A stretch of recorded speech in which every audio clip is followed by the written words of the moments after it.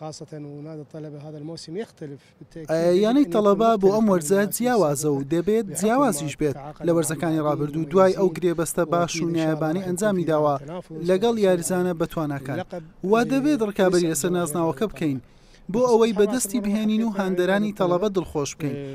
بەتایبەت لەسەر گۆڵپارێزەکان ئەیانەی تەڵەبە دوای ڕاستپاردنی من بۆ ئەم کارە هەر گۆڵپارێزەکانی پێشوون ماونەتەوە. گۆڵپارێزی زۆر باش و ئازبەرزن وەک ئەوەی لا ساڵی ڕابردوو بینومانن. ئێمەش بۆ ئەوە هاتوین تاوەکو بەرەو باشتر هەنگاو بنین و جیاوازتر دەرکەون. ئێمە دلۆڤان مەهدیمان هەیە گۆڵپارێزی بە ئەزمون یەکێکە لە گۆڵپارێزە ئازبەرزەکان. پێم وایە ئەم وەرزە زۆر باشتر دەبیندرێت چونکە خواستی زۆر و ئامانجی گەورەی هەیە و حەسەن ئەحمەدیشمان هەیە گۆڵپارێزی لاوە و چاوەڕێی ئایندەیەکی زۆر باشی لێ دەکرێت.